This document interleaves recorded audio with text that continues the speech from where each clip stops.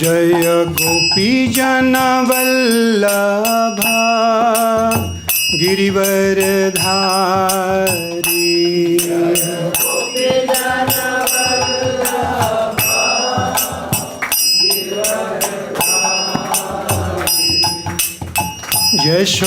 यशोदानंदना ब्रज जन रंजना।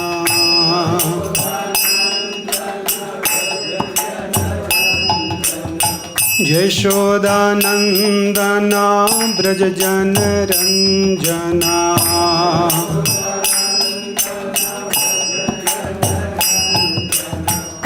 जमुना तीरा बनचारी।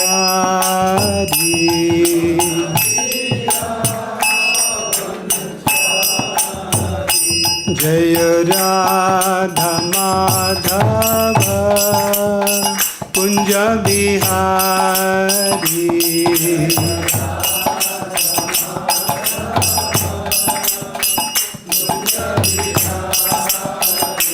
हरे कृष्णा कृष्ण कृष्णा हरे हरे, हरे राम राम राम हरे हरे। हरे कृष्णा कृष्णा कृष्णा हरे हरे, हरे राम राम राम हरे हरे। हरे कृष्णा कृष्ण कृष्णा हरे हरे, हरे राम राम राम हरे हरे। हरे कृष्णा कृष्णा कृष्णा हरे हरे, हरे राम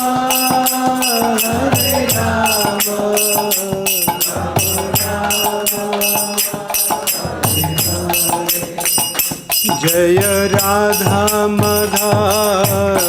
राधा माधव अष्ट सखी। जय राधा माधव।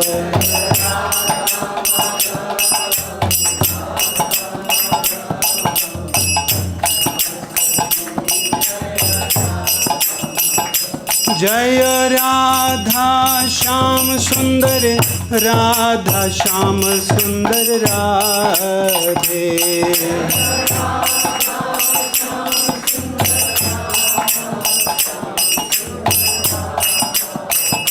जय कृष्ण बलराम, जय कृष्ण बलराम, कृष्ण बलराम जय वृंदावन धाम।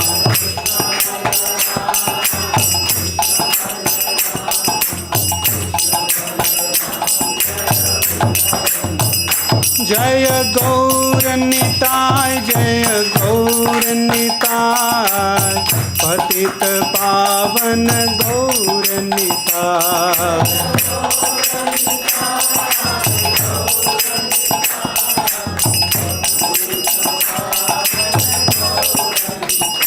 जय प्रभुपादा, श्रील प्रभुपादा, प्रभुपादा श्रील प्रभुपादा।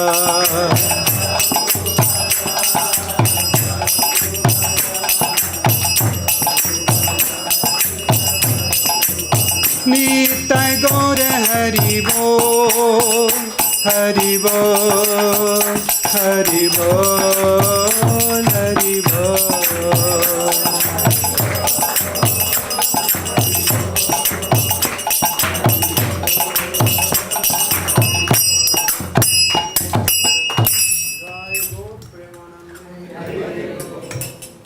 भगवद्वाणी श्रीमद् भगवद गीता की, श्रील प्रभुपाद की, निदाई गौर प्रेमानंदे।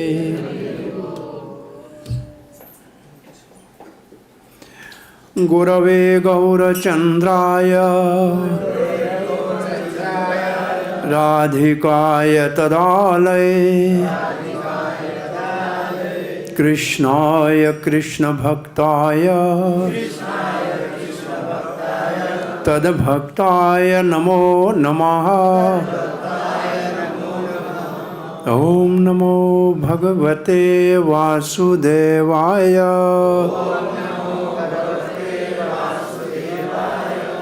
ओम नमो भगवते वासुदेवाय। ओम नमो भगवते वासुदेवाय।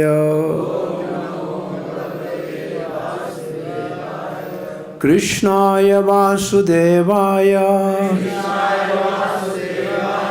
देवकी नंदनाय च नंदगोपकुमाराय गोविंदाय नमो नमः। जय श्री कृष्ण चैतन्य प्रभो नित्यानंद श्री अद्वैत गदाधर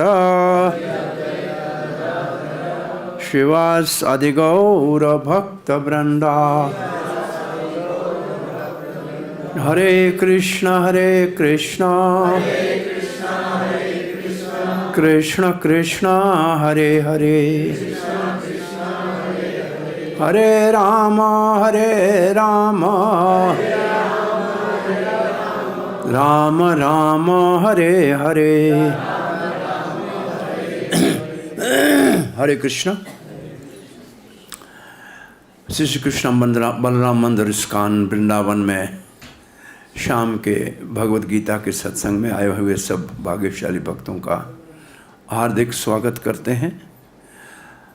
हम भगवद्वाणी श्रीमद् भगवद गीता यथारूप के पहले अध्याय, जिसका नाम श्रील प्रभुपाद ने लिखा है सैन्य दर्शन, और सामान्य प्रचलित भगवद गीता के अंदर इसका नाम होता है विषाद योग, अर्जुन विषाद योग। सो ये अध्याय, इसमें वैसे दो भाग हैं। पहला भाग है सैन्य दर्शन और दूसरा भाग है विषाद योग। सैन्य दर्शन में दुर्योधन अपने गुरु द्रोणाचार्य से पांडवों की सेना के व्यूह रचना के विषय में पूछता है। तुलनात्मक रूप से दोनों सेनाओं के योद्धाओं के नामों का वर्णन करता है। फिर युद्ध के आरंभ में शंख बजाया पहले भीष्म देव ने और फिर भगवान श्री कृष्ण ने पांडवों की ओर से, और उसके उपरांत थोड़ा सा बीच में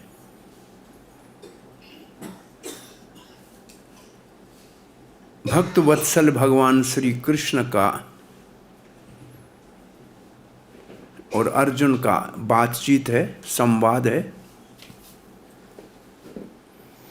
भक्त वत्सल भगवान का अर्थ है भगवान अपने भक्तों की आज्ञा का पालन करते हैं। अर्जुन ने आज्ञा दी कि दोनों सेनाओं के बीच में मेरे रथ को खड़ा करो, और भगवान ने आज्ञा का पालन किया और दोनों सेनाओं के बीच में रथ को ले गए। फिर एक आधा श्लोक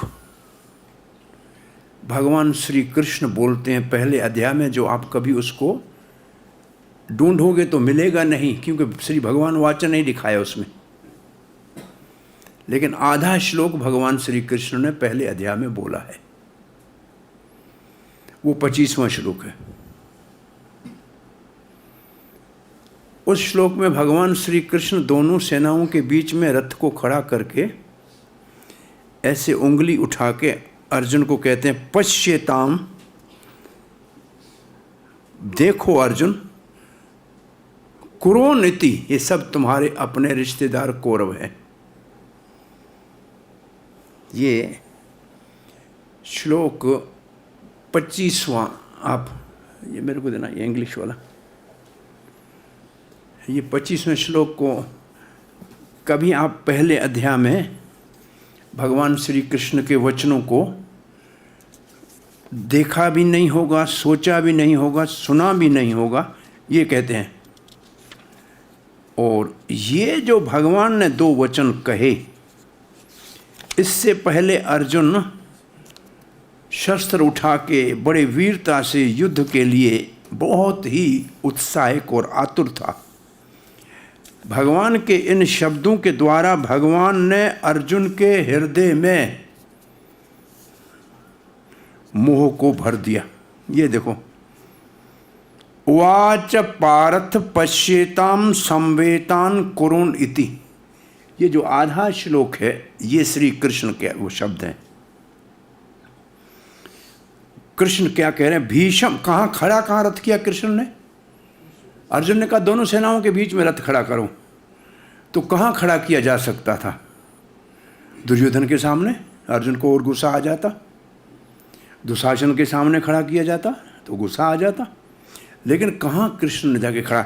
भीषम द्रोण परमुक्तानाम सर्वेशाम महीक्षताम, भीषम और द्रोण के सामने रथ को खड़ा कर दिया। अब ये दोनों अर्जुन के लिए तो पूजनीय थे, पितामह और गुरुवर थे। वहाँ खड़ा सिर्फ नहीं किया, खड़ा करने के बाद ऐसे कहा, उवाच, भगवान बोले, उवाच, भगवान बोले श्री कृष्ण, पार्थ, पार्थ भगवान सबसे ज़्यादा अर्जुन को भगवत गीता में भगवान ने संबोधन किया है पार्थ।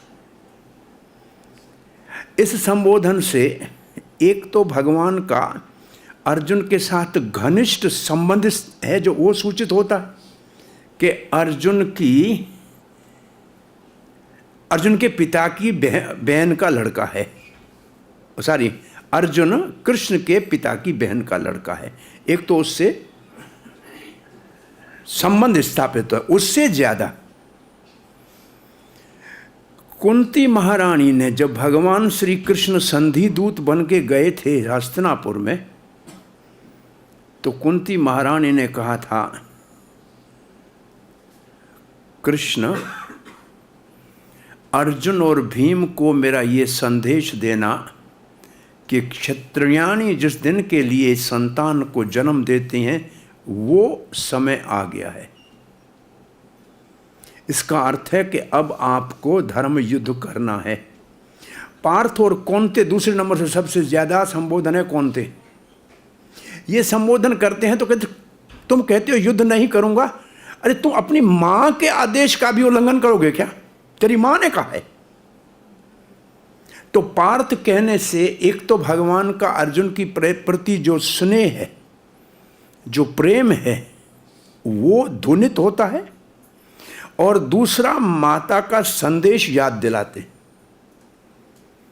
तो कहते हैं पार्थ, वाच पार्थ पश्येताम, देखो, पश्येतान, वो सामने खड़े हैं, देखो।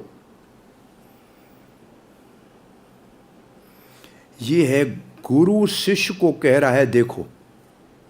ये तो है मर्यादा। गुरु शिष्य को कोई चीज दिखाए वो तो ठीक है, और इसके उल्टा दुर्योधन क्या करता है दूसरे श्लोक में? अपने गुरु को कहता है पश्य पांडु पुत्राणाम आचार्यम महतिम चमम, देखो आचार्य, तुम्हारे शत्रु द्रुपद के बेटे ने पांडवों की सेना की कैसी व्यूह रचना की है। अपराध होगा कि नहीं हुआ गुरु को आदेश करना? दुर्योधन ने गुरु को आदेश दिया है कि देखो, और कृष्ण ने अर्जुन को कहा है देखो। अब देखो, यहां ही युद्ध का निर्णय हो गया। गुरु की अवज्ञा करने वाला कभी सफल नहीं हो सकता, और गुरु की आज्ञा पालन करने वाला सदा ही सफल होता। कृष्ण अर्जुन के गुरु हैं, द्रोणाचार्य दुर्योधन के गुरु हैं। अब भगवान इतना भी नहीं कहा पश्येता संवेतान, कुरुनीति, ये सामने जो तुम्हारे युद्ध के लिए खड़े हैं ना, ये तुम्हारे अपने कौरव वंश के, तेरे मित्र बंधु बांधव सब तुम्हारे अपने हैं। इन शब्द कहने से, ये शब्द कहने से भगवान ने, श्री कृष्ण ने अर्जुन के हृदय में मोह को स्थापित कर दिया भगवत गीता के अवतार के लिए। अर्जुन को मोह नहीं था,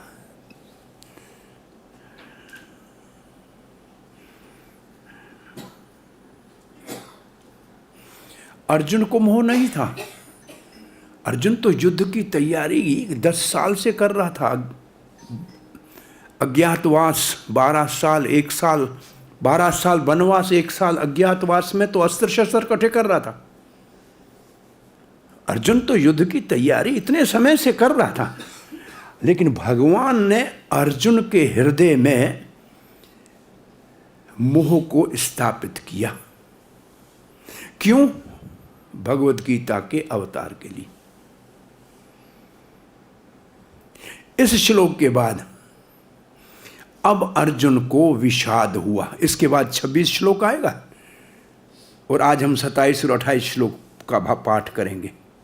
इस यहाँ से 26 श्लोक से अर्जुन विषाद योग शुरू होता है। तो पहला है सैन्य दर्शन आधा, और आधा है अर्जुन विषाद योग। और विषाद का अर्थ होता है समस्याओं में घिर जाना, मानसिक रूप से निर्णय करने में असमर्थ होना, बिना किसी दूसरे की सहायता से ऐसी समस्या से बाहर नहीं आया जा सकता, उसको कहते हैं विषाद। तो अर्जुन की ऐसी स्थिति हुई कि वो स्वयं इस मोह से बाहर नहीं निकल सका, तो भगवान ने उसको सहारा दिया। तो इसके बाद आज जो हम श्लोक पढ़ेंगे 26 आज के बाद है, आज 27वां श्लोक हम पढ़ रहे हैं। तो 27वें का पाठ कीजिए। तान समीक्ष स कौन्तेय सर्वान् बन्धुम् अवस्थितम् कृपया पर्याविष्टो विषीदन् इदम् अब्रवीत्। अब देखिए इस श्लोक में शब्द आए, 2 शब्द आए हैं। पहला सीधा है तान समीक्ष्य स कौन्तेय, कुंती पुत्र अर्जुन ने सामने खड़े हुए अपने संबंधियों को देखा। ये तो ठीक है, सीधा है। दूसरी लाइन में सर्वान बंधु नव, सारे रिश्तेदार थे, बांधव थे। ये भी दोनों लाइनें ठीक हैं। अर्जुन ने सामने अपने बंधुजनों को देखा, यहाँ तक ठीक है। उसकी वजह से क्या हुआ? कृपया परया आविष्टो, उसकी हृदय में कृपा आई। परया का मतलब बहुत बड़ी भारी कृपा आई। ये कृपा किसने डाली? कृष्ण ने। अब 2 शब्द, एक शब्द होती है दया और एक होता है कृपा। दया होती है दूसरों के लिए और कृपा होती है अपनों के लिए। ये सारे अपने रिश्तेदार है, कोई भाई है, कोई भतीजा है, कोई चाचा है, कोई दादा है, उनके लिए मन में कृपा का, कैसी कृपा? परया। परया शब्द का शब्द अर्थ देखो, परया का क्या अर्थ है? अत्यंत। और आविष्टो का मतलब अभी आई है, पहले नहीं थी। जब अर्जुन लड़ने के लिए आया था तब कृपा उसके हृदय में नहीं थी, तब तो क्रोध था, युद्ध करने की उत्सुकता थी। परंतु कृष्ण के इशारे से अपने बंधुओं को देखा तो अर्जुन के हृदय में अति कृपा का आविष्ट हुआ। इसका मतलब कृपा आगंतुक है, जो चीज आती है वो जाती है, तो ये जाएगी भी। ये आई है अभी तो जाएगी भी। जिसने दी है, जिसके कारण आई है, वही इसको भगा देगा। तो अर्जुन के हृदय में अत्यंत कृपा का आविष्ट हुआ। बोला उससे क्या होता है? कृपा किसी के ऊपर, किसी को हृदय में कृपा आ जाए तो क्या होगा? विषीदन, अर्जुन को विषाद हो गया। और विषाद का शब्द अर्थ क्या लिखा है देखो, शोक। कब होता है? शोक कब होता है? वैसे शोक होता है किसी के मरने के बाद। इसका मतलब ये सब मरने के लिए खड़े हैं, इसका मतलब थोड़ी देर के बाद मेरे को रोना पड़ेगा। इसका अर्थ तो यही हुआ ना। वो शोकातुर हो गया कि अर्जुन के हृदय में विषाद हो गया। और फिर अब्रवीत का मतलब अर्जुन बोलने लगा। अब अर्जुन कैसे बोल रहा है? विषाद में बोल रहा है। कृपा के अत्यंत आविष्ट होने के कारण बोल रहा है। तो ये अर्जुन नहीं बोल रहा है, अर्जुन की कृपा बोल रही है। और इस कृपा के दो विभाग किए जा सकते हैं। जो श्रील प्रभुपाद ने अब तात्पर्य लिखा है इस श्लोक का, जो आने वाला हम पढ़ने जा रहे हैं, इसका तो अर्थ आपको समझ में आ गया है ना। हम आगे पढ़ते हैं आगे वाला श्लोक। इस श्लोक की कृपा का प्रभुपाद जी ने सकारात्मक अर्थ लिखा है कि इतना अगर दयालु अर्जुन न होता, ऐसा शुद्ध भक्त जिसके हृदय में इतना बड़ी करुणा का भाव अगर नहीं होता, तो थोड़ी भगवत गीता को लेने का अधिकारी हो सकता है। तो प्रभुपाद ने इस कृपा का सकारात्मक तात्पर्य लिखा है। आगे वाले श्लोकों में इसको हृदय की दुर्बलता कहा है। तो इसका मतलब कृपा के दो अर्थ निकाले हैं। एक अर्थ अर्जुन की भक्त के गुणों का सराहना की गई है, और दूसरा अर्जुन के व्यक्तिगत संबंधों के मोह की निंदा की गई है। शरीर के स्तर पे ऊपर जो मोह अर्जुन का है उसकी निंदा की गई है। लेकिन अर्जुन के हृदय में जो एक करुणा है, दया है, उसकी बहुत बड़ी प्रशंसा की गई। तो दोनों दृष्टिकोण से इसको देखा गया है। तो हम अब आगे के श्लोक को पढ़ते हैं।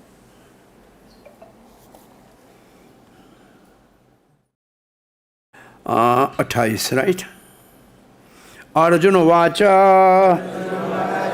दृष्ट्वेनं स्वजनं कृष्णं युयुत्सं समुपस्थितं सीदन्ति मम गात्राणि मुखं च परिशुष्यति। अर्जुन उवाच दृष्ट्वेमं स्वजनं कृष्ण युयुत्सं समुपस्थितं सीदन्ति मम गात्राणि मुखं च परिशुष्यति। अर्जुन उवाच दृष्ट्वेनमिमं स्वजनं कृष्ण युयुत्सं समुपस्थितं सीदन्ति मम गात्राणि मुखं च परिशुष्यति। थोड़ा पाठ कीजिए। अर्जुन उवाच दृष्ट्वेदं स्वजनं कृष्णं समुपस्थितं सीदन्ति मम गात्राणि मुखं च परिशुष्यति।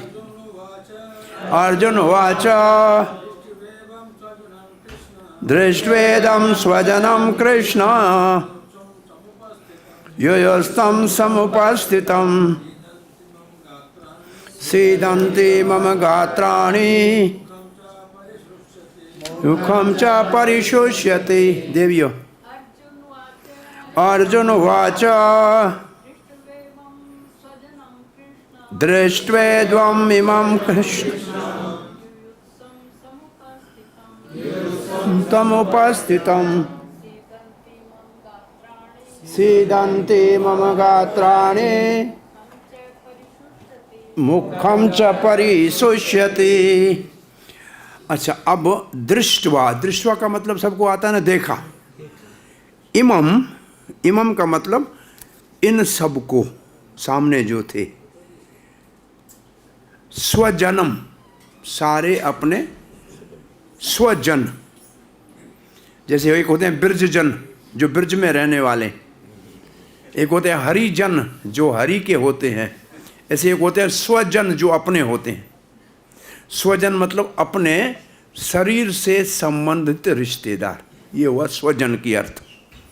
स्वजन का मतलब शरीर से संबंधित रिश्तेदार। कृष्ण संबोधन है, हे भगवान श्री कृष्ण। अर्जुन कहते हैं श्री कृष्ण, हे मेरे प्रिय कृष्ण, तो ये संबोधन है। स्वजनम कृष्ण, और फिर लिखा है युयुत्सम। युयुत्सम का अर्थ है युद्ध की उत्सुकता से खड़े थे, युद्ध की उत्सुकता से, जो लड़ने के लिए आतुर थे। इसका मतलब शंख बज चुका है, सबने अपने हथियार उठा लिए थे, लड़ने के लिए तैयार थे। युजतम समुपस्थितम, समुपस्थितन, सामने खड़े थे। तो अर्जुन के ऊपर इस श्लोक में दो प्रभाव पड़े, और अगले श्लोक में और पढ़ेंगे। और ये जो प्रभाव है, ये है विषाद की निशानियां। जिसको विषाद होते हैं, जो होता है ना, उसमें ऐसे लक्षण होते हैं। वो पहला लक्षण क्या है? सीदंती मम गात्राणी। गात्राणी का मतलब मेरे हाथ पांव, और सीदंती का अर्थ क्या है? सीदंती मम गात्राणी। सीदंती कांप रहे हैं। सीदंती का सर्दी में जैसे कोई कांपता है, ऐसे सीदंती मम गात्राणी, मेरे हाथ पांव कांप रहे हैं।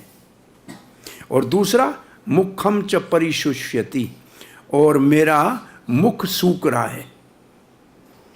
और कल के श्लोक में आएगा शरीरम च दह्यति, मेरा सारा शरीर जल गया है। ये लक्षण है बुखार के। इसलिए भगवान कहेंगे आगे श्लोक में विगत ज्वर। अर्जुन, इस ज्वर कहते हैं बुखार को, ये तेरे को जो बुखार आया है। आपने देखा है बच्चे जब परीक्षा का दिन होता है ना, उससे पहले सबको बुखार आता है। आता है ना बच्चों को बुखार, परीक्षा आई नहीं, बच्चों को बुखार आया। तो ये जो बुखार है, ये है विषाद का बुखार, कोई परेशानी का बुखार। अब ये सब हो जाएगा, कल यहाँ कोई नहीं रहेंगे इनमें से। इसका विचार करके जो मानसिक तनाव हुआ अर्जुन का, वो फिर कहेगा मेरा माथा भी घूम रहा है। इसके कल वाले श्लोक में ये चीज़ें आएंगी। तो ये सारे लक्षण हैं विषाद के।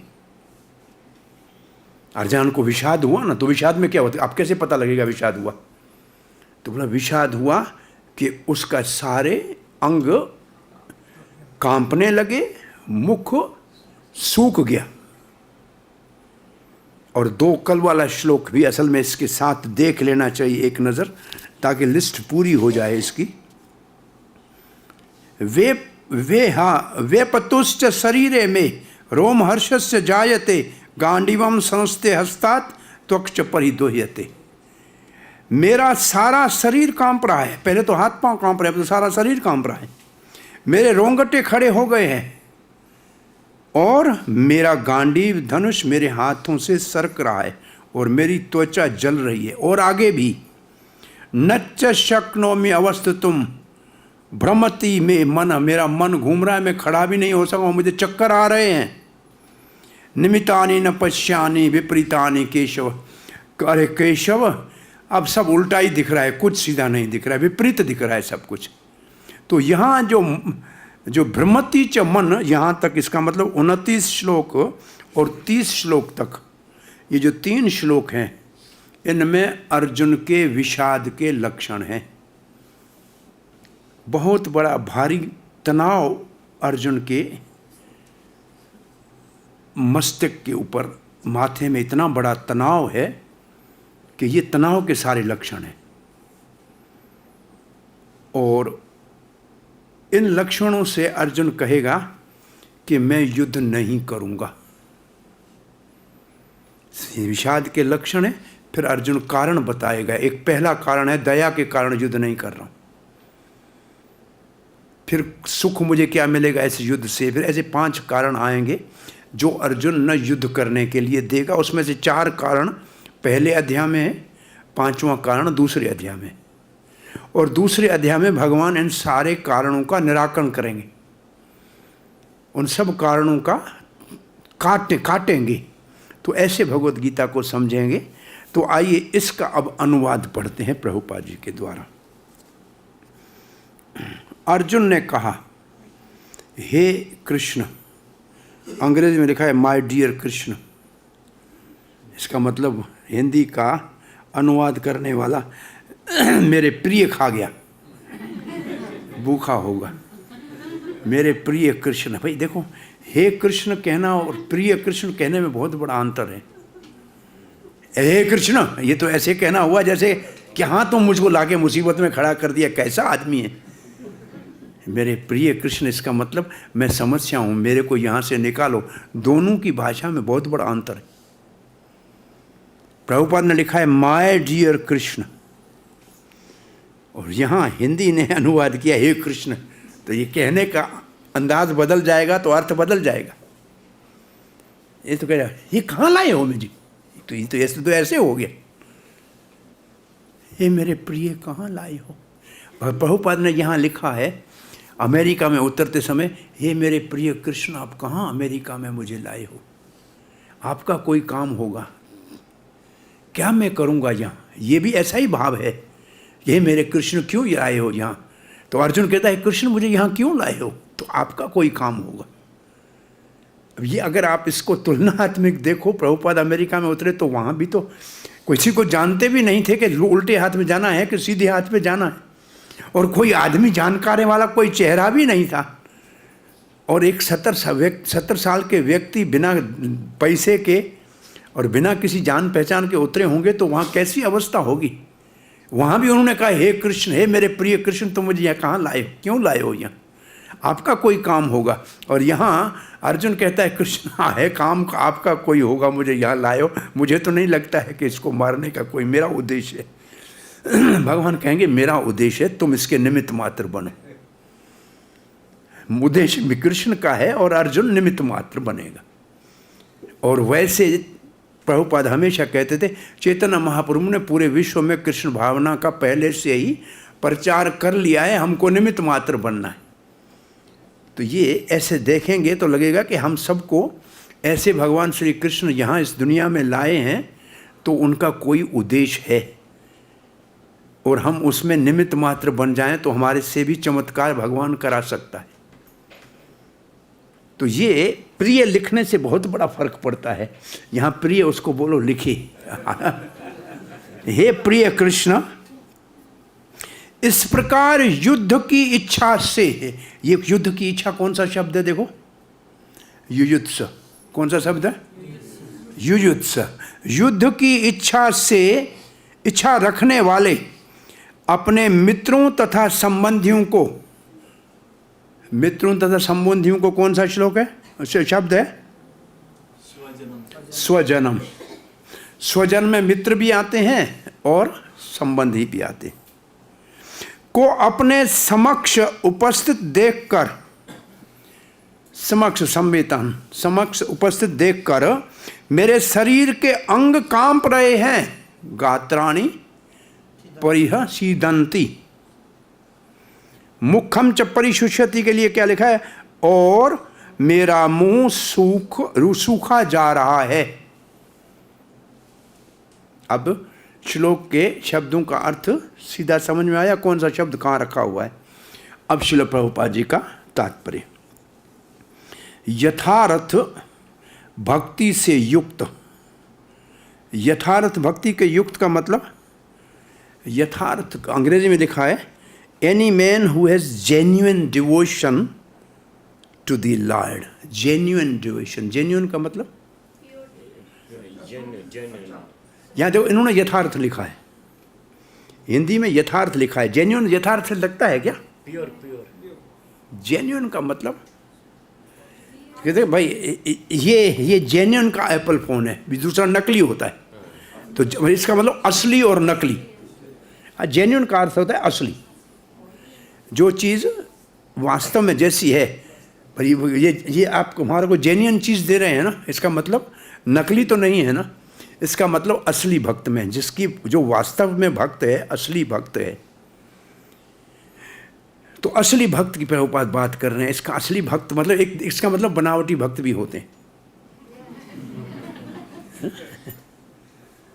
एक भक्त हमारे साथ प्रचार में जाता था, झोली बड़ी डालता था गले में, हाथ भी अंदर पड़ा होता था, लेकिन एक बार मैंने देखा माला अंदर होती नहीं थी।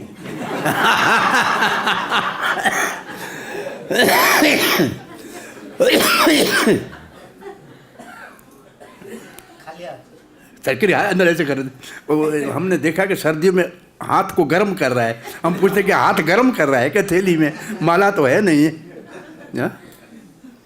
एक कारीगर काम कर रहा था, उसको प्रचार किया किसी भक्त ने कि तुम भी माला जपो।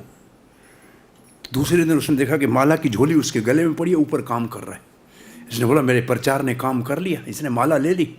उसने बोला हम बड़े खुश हैं, तो माला जप रहे हो? बोला माला नहीं है, ये झोली में कीले रखे हैं, ऊपर कीले टांक रहा हूँ। सो दिखता है, और ये नकली भक्त बहुत होते हैं, जेन्युइन बहुत कम होते हैं। तो ये जो जेन्युइन शब्द है, ये भी बड़ा सोच समझ के प्रभुपाद ने लिखा है कि बनावटी बहुत सारे होते हैं, जेन्युइन कम होते हैं। जो वास्तव में असली, शुद्ध, जेन्युइन, भक्ति से युक्त, भक्ति से युक्त मतलब जिसके हृदय में भक्ति जागृत हो गई है, मनुष्य में वे सारे सद्गुण रहते हैं जो सत्पुरुषों या देवताओं में पाए जाते हैं।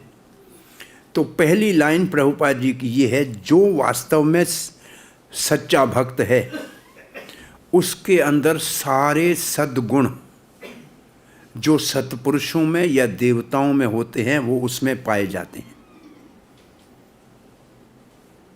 इसका मतलब आप अपने ऊपर देखना कि हमारे अंदर क्या ऐसे गुण हैं। अगर हैं तो जेन्युइन भक्त हैं, और नहीं हैं तो अभी तक मेहनत करनी पड़ेगी। तो वास्तविक शुद्ध भक्ति जिसके हृदय में जागृत हो गई है, उसमें सारे सत्पुरुषों के और देवताओं के गुण अपने आप प्रकट हो जाते हैं। ये पहली लाइन।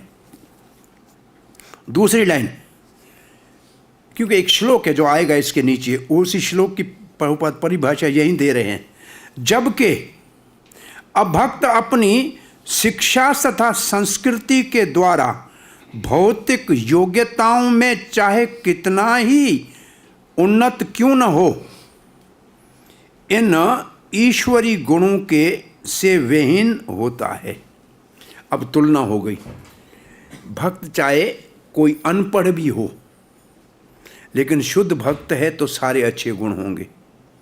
और कोई भगवान का भक्त नहीं है, बड़ा पढ़ा लिखा हो, बड़ा ही सभ्य व्यक्ति हो, फिर भी उसमें कोई महात्माओं जैसे ईश्वरी गुण नहीं होंगे, उनसे वांछित होता है।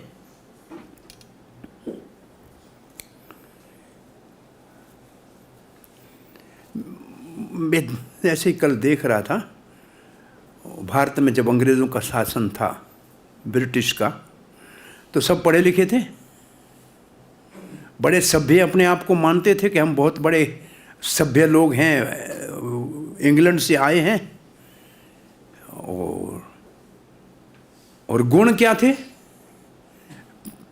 प्रताड़ना करना, गरीबों को सताना, शोषण करना, यही थे, कुछ और था? काम तो यही किया ना। तो पढ़ा लिखा कोई कितना भी हो, अपने आप को कोई बड़े खानदान का बताता हो, लेकिन अगर भक्त नहीं है तो कोई सद्गुण, ऐश्वरी गुण या भले लक्षण नहीं दिखेंगे। इसका अर्थ ये हुआ, भक्ति है तो अच्छे गुण हैं, भक्ति नहीं है तो अच्छे गुण नहीं होंगे। वैसे आप समाज में देख लो, बहुत सारे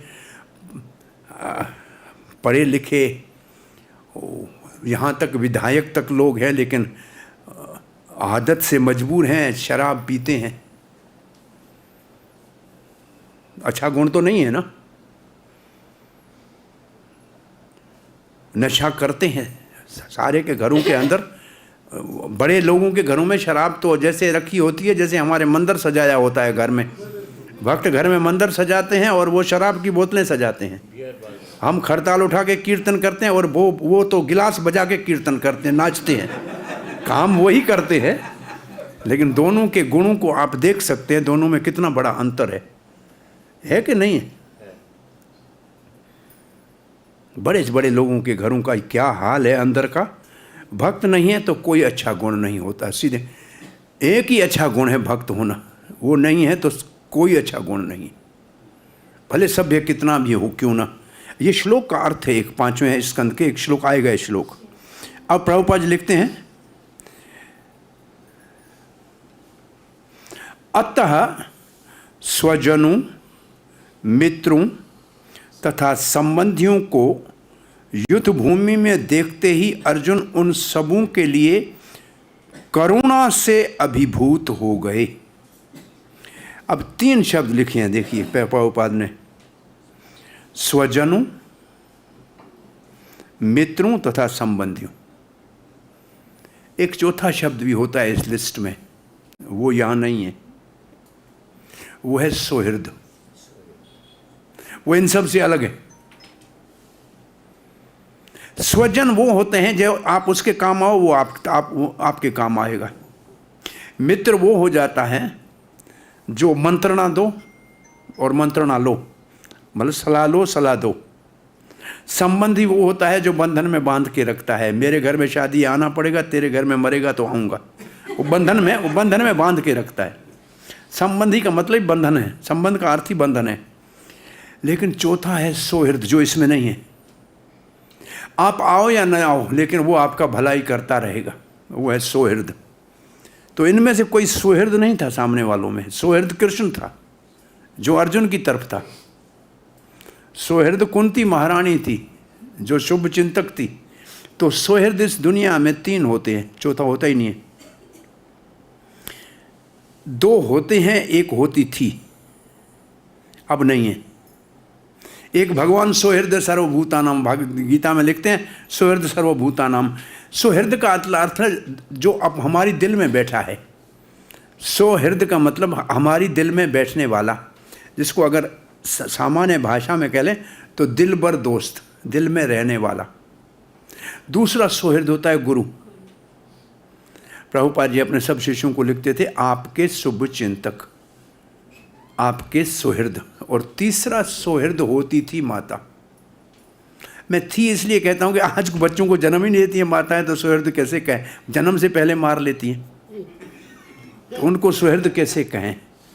ये शब्द तो सौहृद माताओं के लिए पहले उपयोग में आया करता था, लेकिन अब माताओं में वो सौहृद वाला आस्ते आस्ते अदृश्य होता जा रहा है। अच्छा जी, वो अर्जुन के करुणा से अभिभूत हो गए, ये अच्छा गुण है।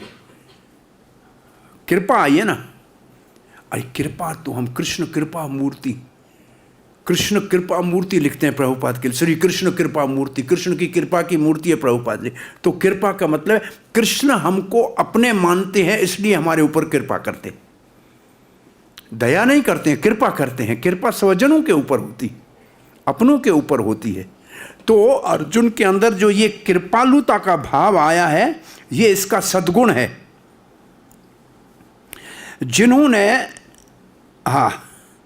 जिन्होंने परस्पर युद्ध करने का निश्चय किया था, अर्जुन जिसने युद्ध का निश्चय किया था उसके ऊपर कृपा आ गई, अब वो युद्ध नहीं करेगा। जहां तक उसके अपने सैनिकों का संबंध था वो उनके प्रति प्रारंभ से ही दयालु थे। अब देखो, जहां दयालु लिखा है वहां कृपालु लिखा है। अपने सैनिकों के ऊपर दयालु थे, भाई बाहर से आए थे, सैनिक थे, मेरे सहायता करने आए हैं, उसके ऊपर दयालु तो थे ही, परंतु सामने शत्रु की सेना के ऊपर दया करना ये बहुत बड़ी बात है। शत्रुता को भुला दिया। ये क्या, अपने सैनिकों के ऊपर तो दयालु पहले से ही थे, किंतु विपक्ष दल के सैनिकों की आसन मृत्यु को देखकर वो उन पर भी दया का अनुभव कर रहा था। और जब वो इस प्रकार सोच रहा था तो उसके अंगों में कंपन होने लगा और मुंह सूख गया। अपने का तो भला सब चाहते हैं, लेकिन शत्रु जो सामने लड़ने आया उसके ऊपर भी दया का भाव आ गया और उस वजह से वो सारे अंग कांप रहे थे, मुंह सूख गया। उन सब को युद्ध अभिमुख देखकर, युजुत्सम का है, उसे आश्चर्य भी हुआ। अरे मेरा ये भीष्म पितामह, मेरा पितामह है, इसकी गोद में खेला हूँ, ये क्या मेरे ऊपर बाण चलाएगा? ये द्रोणाचार्य मेरा गुरु है जिसने मुझे सिखाया, क्या मैं इसके ऊपर बाण चलाऊंगा? ये सोचकर वो जो है आश्चर्य हुआ। ऐसा कभी होता है क्या? प्रायः सारा कुटुंब, अर्जुन के सगे संबंधी उससे युद्ध करने आए थे। आश्चर्य हुआ। यद्यपि इसका उल्लेख नहीं है, किंतु तो भी सहज अनुमान लगाया जा सकता है कि न केवल उसके अंग कांप रहे थे और मुंह सूख रहा था, अपितु वो दयावश रुदन भी कर रहे थे, रो रहे थे।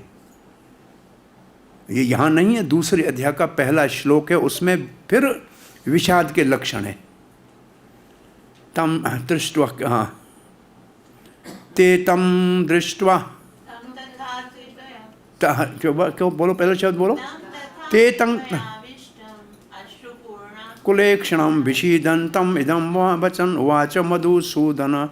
वहाँ भगवान बोलेंगे कि इसको विषाद है और इसकी आंखों में आंसू हैं, वहाँ आंसुओं का वर्णन है। तो प्रभुपाद लिखते हैं उसको आंसू भी आ गए, रुदन भी कर रहा था। अर्जुन में ऐसे लक्षण किसी दुर्बलता के कारण नहीं, भयभीत नहीं था। ऐसे लक्षण भय के कारण भी होते हैं, लेकिन ये भय के कारण नहीं थे, अपितु हृदय की कोमलता के कारण थे। भक्त का हृदय कोमल होता है, जो भगवान के शुद्ध भक्त का लक्षण है। हृदय की कोमलता भगवान के शुद्ध भक्त का लक्षण है। अतः कहा गया है, यस्यासि भक्ति भगवती अकिंचना सर्वहि गुणैः तत्र समासते सुराः हरे अभक्तस्य कुतो सद्गुणाः मनोरथेन अस्ति धावतो बहि। ये प्रभुपाद ने पहली दो तात्पर्य की दो लाइनें उसमें इसका भावार्थ दे दिया। भक्तों में अच्छे गुण होते हैं, अभक्तों के में नहीं होते हैं, वो इसी का भाव था।